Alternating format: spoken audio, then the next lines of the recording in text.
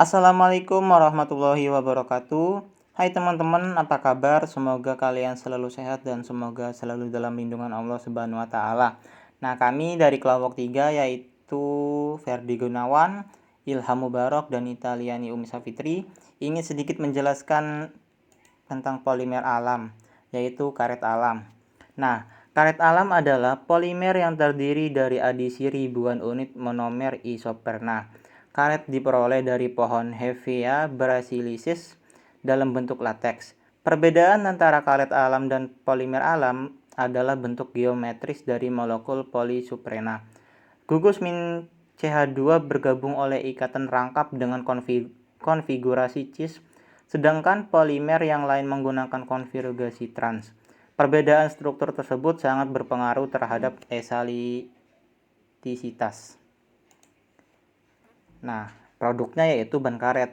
Nah, ban karet adalah material komposit biasanya dari karet alam atau karet isoprena yang digunakan untuk ban truk dan mobil penumpang seperti pada sabuk tapak, sidewell, berkas pili, dan inner liner. Serbuk-serbuk ban bekas adalah suatu jaringan 3 dimensi atau suatu produk ikatan silang dari karet alam dan karet sintetis diperkuat dengan garbok black yang menyerap minyak encer dari semen aspal selama reaksi yang dapat mengalami pengembangan dan softening dari serbuk ban bekas. Ban terdiri dari bahan karet atau polimer yang sangat kuat, diperkuat dengan serat-serat sintetis dan baja yang sangat kuat yang dapat menghasilkan suatu bahan yang mempunyai sifat-sifat unik seperti kekuatan tarik yang sangat kuat, fleksibel, ketahanan pengesahan yang tinggi, khususnya mengandung 85% hidrokarbon, 10-15% baja dan bahan-bahan kimia lainnya. Pada ban dilakukan proses vulkanisasi, yaitu suatu teknik pembukuan sehingga tahan lama. Berat ban mobil sebesar 7,5 sampai 9 kg dan berat ban truk adalah 50 kg sampai 80 kg. Nah, ban bekas mempunyai kandungan diantaranya adalah 1. Karet alam dan karet sintetis, 2. Filler penguat, 3. Minyak, 4. Antioksidan, 5. Zinc oksida, ke-6. Akselerator, dan yang terakhir yaitu ke-7. Sulfur. Lalu selanjutnya proses pembuatan ban. Bahan dasar pembuatan ban yaitu yang pertama benang atau kawat baja, nilon, armit, fiber, rayon, fiberglass atau polyester. Biasanya bahan kombinasi, misalnya benang polyester pada lapisan ban dan kawat baja pada bagian sabuk baja dan bed yang umumnya terdapat pada ban mobil penumpang radial. 2. Karet alam dan sintetis. Terdapat ratusan jenis karet atau polimer. Yang ketiga, campuran kimia. Karbon black, silica resin, anti-degradans, antioksidan, ozonan, parafin, wax. 5. Adhesion promoters, cobalt salt bars untuk kawat baja, resin, dan benang. Curatif,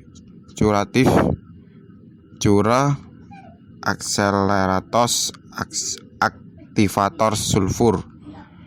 7. Processing aids, minyak trackifier, reptizer, softener. Lalu mixing. 1. Inilah awal proses pembuatan ban. Berbagai bahan seperti karet alam, karet sintetik, bahan kimia karbon hitam, dan minyak tertentu diaduk menjadi satu pada suhu sekitar 100 derajat Celcius. Bentuk campuran ini menyerupai adonan kue yang sangat kental. Untuk mengaduk adonan karet ini dibutuhkan mesin mixer yang sangat kuat, misalnya mixer milk, pabrik, dan Appears yang konsumsi listriknya hanya 1500 watt. Tak hanya Wujud adonan karet ini saja yang seperti kue, namun aroma yang tercium di bagian ini pun jauh berbeda dari pabrik roti. Suhu udara di areal mixing ini cukup panas, sekitar 30 derajat Celcius. Hasil dari proses mixing adalah kompon yang masih empuk berbentuk lembaran atau set gum berbagai komposisi, dibuat untuk dijadikan bagian-bagian yang berbeda. Kedua, extruding. Adonan hasil mixing tadi dibuat menjadi treat dan sidewal. Proses adalah injeksi dan extruding hingga terbentuk profil. Yang ketiga, cylinder. Salah satu proses setelah mixing adalah pembuatan inner liner dengan mengubah adonan menjadi lembaran tipis setebal 1,2 mili. Adonan untuk ini memang khusus sehingga dihasilkan inner liner yang memiliki pori-pori rapat sehingga tak dapat ditembus udara. Selain inner liner, pada seksi cylinder ini juga dibuat lapisan lain seperti belt layer, cap, dan polycard dengan membuat lembaran seperti anyaman benang polyester yang dibuat silang untuk menambah kekuatan. Selanjutnya yaitu bed.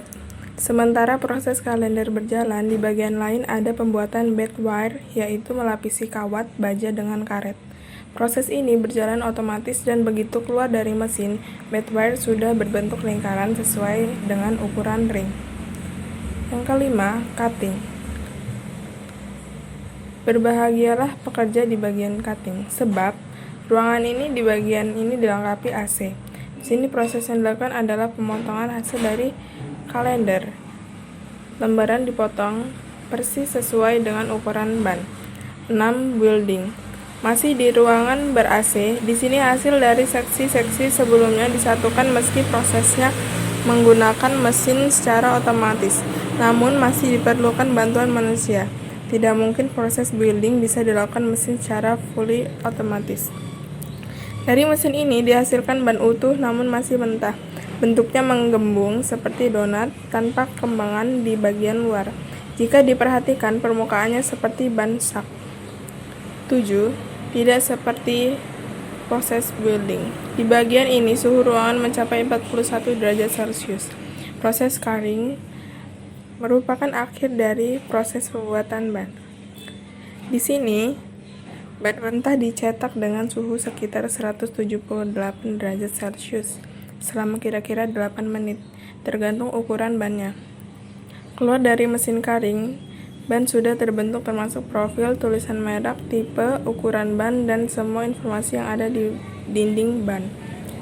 Yang ke-8, finishing atau quality control.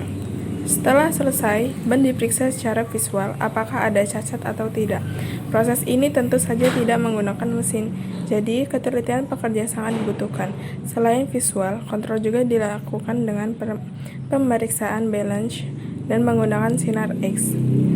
Ban tidak mungkin bisa 100% balance seperti pelek. Namun, ada batasannya. Jika melebihi batas berarti ada kesalahan pada proses produksi.